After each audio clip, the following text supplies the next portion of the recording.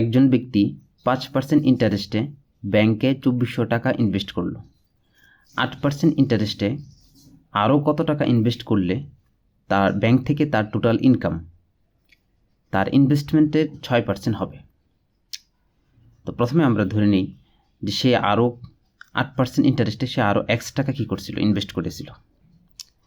তো 2400 টাকায় ইন্টারেস্ট হচ্ছে 5%, তাহলে 2400 টাকায় সে ব্যাংক থেকে তার ইনকাম বা ইন্টারেস্টটা কত হবে? 5%, 5/100।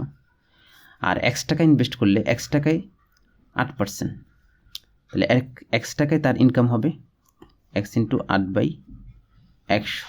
তাহলে এক বছরে ব্যাংক থেকে তার প্রাপ্ত ইন্টারেস্ট অথবা প্রাপ্ত ইনকাম, টোটাল ইনকামটা হবে এতটুকু, যা তার টোটাল ইনভেস্টমেন্টের 6%। তো ইনভেস্টমেন্ট কত? 2400 টাকা। প্রথমবার 2400 টাকা ইনভেস্ট করছে, পরে আরও X টাকা ইনভেস্ট করছে। তো টোটাল ইনভেস্ট হচ্ছে এত টাকা, আর এর 6% হবে। 6% মানে 6/100 হবে। অর্থাৎ এক বছরে সে এত টাকা সে ব্যাংক থেকে ইনকাম করবে, বা তার টোটাল ইন্টারেস্ট হবে এত টাকা, যা তার ইনভেস্টমেন্টের 6%। এখন উভয় পক্ষকে আমরা 100 দ্বারা গুণ করে দিই। এই 100 যদি আমরা সবগুলো বাদ দিই, দেখে এখানে থাকবে 5 × 2400 প্লাস এখানে থাকবে 8x। এখানে 100 তো বাদ দিয়ে দিছি, 6 দিয়ে যদি গুণ দিই, 6 × 2400, আর এটা হবে 6x।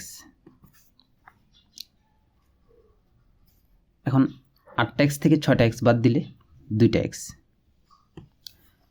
6টা 2400 থেকে 5টা 2400 বাদ দিলে 1টা 2400। 2 দিয়ে কাটলে x এর মান আসবে 1200। অর্থাৎ তাকে আরও অতিরিক্ত 1200 টাকা কী করতে হবে? ইনভেস্ট করতে হবে।